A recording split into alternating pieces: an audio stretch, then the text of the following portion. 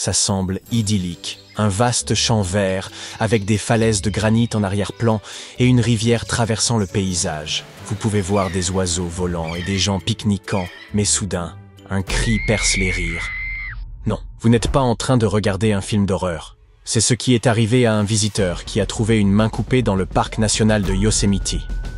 Se retrouver sur des scènes de crime dans les parcs nationaux est malheureusement plus courant que vous ne le pensez. Yosemite, par exemple, détient un record d'enquête policière, en faisant le deuxième parc le plus dangereux aux États-Unis. Non seulement cela, mais c'est aussi un endroit immense, plus grand que certains pays, comme Samoa ou le Luxembourg. Vous pouvez comprendre pourquoi c'est un endroit idéal pour finir en photo de personnes disparues sur une boîte de lait. Parmi toutes les personnes portées disparues à Yosemite, le cas de Patricia Marie Hicks est, je pense, le plus troublant. Vous vous souvenez de la main que j'ai mentionnée? Eh bien, elle a été retrouvée en 1983 à Summit Meadow par un visiteur. La police a essayé de trouver plus d'indices concernant cette preuve d'un crime, mais l'affaire s'est finalement refroidie. En 1988, un crâne a été découvert, mais encore une fois, l'enquête s'est enlisée. Ce n'est qu'en 2021, grâce à un test de généalogie génétique, que la police a enfin pu confirmer qu'il s'agissait bien des restes de Patricia, une femme portée disparue depuis 1982. Cependant, toutes les personnes disparues ne laissent pas de traces. C'est le cas de Sandra Johnson Hughes, vue pour la dernière fois en juillet 2020. Sandra campait seule dans la Sierra National Forest voisine, lorsqu'elle a eu un accident avec son véhicule. Des passants ont offert de l'aide, mais pour une raison étrange, elle l'a refusé. C'était la dernière fois que quelqu'un l'a vue.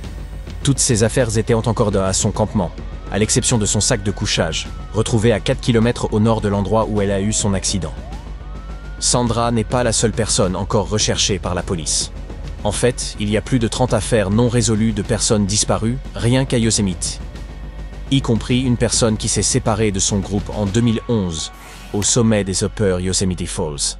Un homme disparu depuis 1972. Et même une personne qui a disparu il y a 116 ans. Dans la plupart des cas, les disparitions de personnes se produisent dans des circonstances moins sombres que celles impliquant Patricia Hicks, par exemple. Mais cela ne rend pas ces cas moins tragiques. Alors, quelles sont les raisons pour lesquelles les gens disparaissent? Tout d'abord, le parc Yosemite abrite 9 cascades, dont la plus grande d'Amérique du Nord, culminant à près de 762 mètres. De nombreuses personnes aiment le visiter pour faire de la pêche, du kayak et des randonnées. Cependant, la vitesse du courant d'eau augmente près des chutes d'eau, et tomber d'une cascade n'est pas une aventure à la Woody Woodpecker. Vous vous retrouverez coincé dans un puissant tourbillon, ou aurez une rencontre désagréable avec des rochers, probablement très violentes. Une autre raison, naturelle, pourrait être que la Californie centrale est sujette à des tempêtes extrêmes, qui peuvent faire monter brusquement le niveau de la rivière et même former des trombes d'eau. Une autre attraction célèbre dans le parc national de Yosemite est les montagnes. Il y a plus de 10 sites populaires avec des hauteurs allant de 1219 mètres à 3307 mètres. Certaines montagnes sont si hautes que les grimpeurs doivent passer la nuit dans un campement de fortune à mi-chemin du mur de granit. C'est assez populaire. Et même si un permis spécial est nécessaire pour ce type d'escalade, il n'est pas nécessaire d'être un professionnel pour grimper des montagnes plus petites. Cela explique pourquoi tant de personnes se blessent en tombant de hauts lieux. De plus, l'escalade cause des dommages permanents aux montagnes, et la vallée est sujette aux éboulements rocheux. Maintenant, si vous êtes comme moi et que vous êtes terrifié par l'escalade, la deuxième meilleure option est la randonnée, qui se trouve justement être la raison numéro 1 pour laquelle les gens tombent en premier lieu. Les randonnées à Yosemite sont parmi les plus difficiles en Californie, et vous pouvez parier qu'un randonneur expérimenté peut aussi commettre une erreur et se perdre. En 2024, par exemple, le corps d'un ancien garde forestier et randonneur professionnel, Kirk S. Thomas Olsen, a été retrouvé après qu'il ait tenté de s'aventurer sur un sentier particulièrement compliqué. Grace Roloff, âgée de 20 ans, a également perdu la vie en 2024 après avoir glissé et être tombée en descendant les câbles d'escalade de Half Dome lors d'un orage soudain. Et enfin, les animaux. Environ 300 espèces distinctes vivent à Yosemite et devinez quoi? Les animaux sauvages ne sont pas vos animaux de compagnie. Si vous n'avez pas de chance, vous pourriez vous aventurer dans un repère de lions de montagne, ce qui est déjà suffisamment mauvais, étant donné que ces animaux sont du genre à traquer leur proie en silence. Pas une façon amusante de mourir.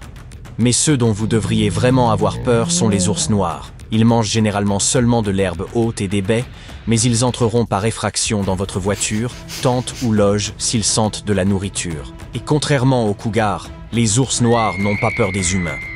Maintenant, le service des parcs nationaux précise que le sauvetage n'est pas garanti et que vous devez être prêt à vous sortir de toutes les situations difficiles dans lesquelles vous vous trouvez. Mais comment faire cela, pourriez-vous demander? Eh bien, voici quelques conseils d'experts pour éviter de se retrouver dans une situation délicate. Tout d'abord, essayez de ne pas partir en voyage en solo. Si vous souhaitez vraiment avoir un moment pour vous, informez les autres de vos projets, vraiment tous. La plupart de ces personnes ont disparu parce que leur famille n'était mis pas au courant de leurs projets.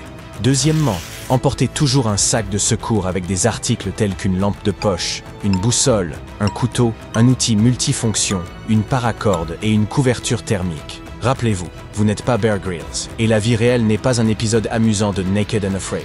Bien que, si vous ne faites pas attention, vous pourriez bien finir comme ça. La chaleur est également un gros problème à Yosemite, alors restez hydraté et partez en randonnée pendant les moments plus frais de la journée. Sérieusement, buvez de l'eau. Le manque d'eau et de nourriture peut entraîner une désorientation, un symptôme fatal si vous êtes littéralement au milieu de nulle part. Mais je visite Yosemite en hiver. Eh bien, c'est encore une raison supplémentaire de maintenir vos niveaux d'eau et de nourriture, car vous brûlez plus de calories en marchant dans la neige. L'experte en survie Jessie Krebs recommande également d'emporter toujours un sifflet avec vous si vous avez besoin d'appeler à l'aide, surtout si vous n'avez pas bien planifié votre voyage, ce qui est une énorme erreur. La nature sauvage n'est pas un endroit où l'on peut beaucoup improviser, je le crains. Maintenant, en ce qui concerne les randonnées, certaines sont si raides qu'elles nécessitent une voie câblée pour aider les randonneurs. Si les câbles sont retirés pour une raison quelconque, évitez ces zones. Et ne comptez pas sur Internet ou les services téléphoniques pour communiquer avec les autres si vous vous trouvez en danger, car la connexion dans les parcs n'est généralement pas particulièrement bonne. Oh, et ne nourrissez pas et n'interagissez pas avec la faune. Je sais que les ours ont une forme amicale, mais malheureusement, ils ne sont pas vos amis. Apprenez à stocker votre nourriture en toute sécurité pour que les animaux sauvages ne dérangent pas votre camp et ne les nourrissez pas. En cas de non-respect, le parc pourrait vous infliger une amende de 5 000 $. Également, soyez prudent quant à l'endroit et la manière dont vous conduisez. Les accidents de voiture sont la deuxième cause la plus courante pour laquelle les gens ont besoin d'une assistance médicale dans les parcs nationaux. Alors, utilisez des chaînes à neige pendant les périodes glacées, portez votre ceinture de sécurité et ne conduisez pas comme si vous étiez Dominique Toretto. Et juste au cas où je ne l'aurais pas assez souligné, faites attention au temps. Non seulement parce que les cours d'eau sont dangereux, mais aussi parce que les éclairs sont fréquents à Yosemite.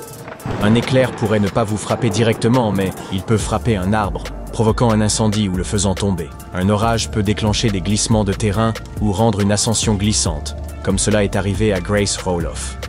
Et enfin, soyez prudent avec les inconnus, d'accord? N'oubliez pas, étranger rime avec danger, etc.